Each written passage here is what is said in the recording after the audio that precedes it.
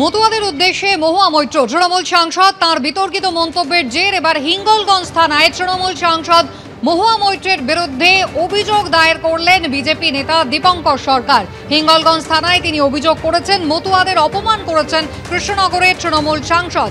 লিখিতভাবে অভিযোগপত্রে এমনটাই জানিয়েছেন বিজেপি মুখপাত্র।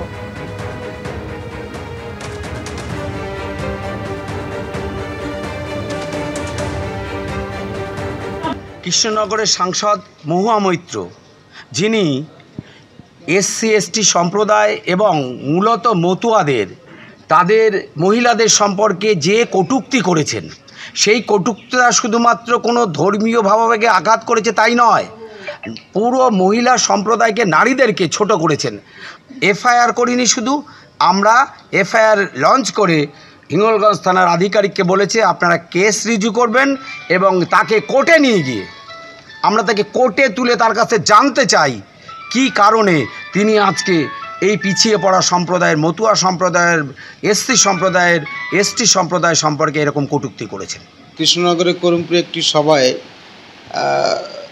রাজ্য সরকারের বিভিন্ন প্রকল্পের সুবিধা যারা পায় তাদের মধ্যে বিশেষ করে উল্লেখ করা হয়েছিল যাদের নাম মতুয়া, নমশূদ্র, তপশিলি, এরা ভাতা পায় অথচ ভোট দেয় না, এরকম একটা ভাবে কটাক্ষ করেছিলেন। বার্তা দেওয়ার পরেও তিনি মতুয়াদের কাছে নিঃশর্ত ক্ষমা চাননি বা তার পক্ষ থেকে কোনো মেসেজ আসেনি।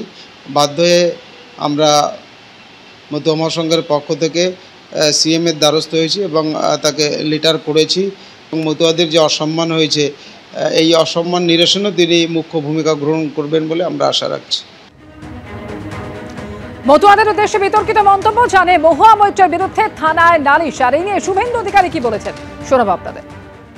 আগামী 12 তারিখ কৃষ্ণনগরে মহা র্যালির মধ্য দিয়ে ভারতীয় জনতা পার্টি অর্গানাইজ করছে।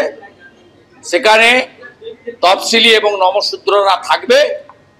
হ্যাঁ, মহুয়ারকে দেখিয়ে আচার মালা পরেই থাকবে। এবার জাল ভারতীয় নথি সহ গ্রেফতার ইন্দোনেশিয়ার এক মহিলা। ভারত নেপালের পানি ট্যাঙ্কি সীমান্ত থেকে গ্রেফতার করা হয় ওই মহিলাকে এবং গ্রেফতারের পর উদ্ধার হয়েছে জাল ভারতীয় আধার এবং প্যান কার্ড।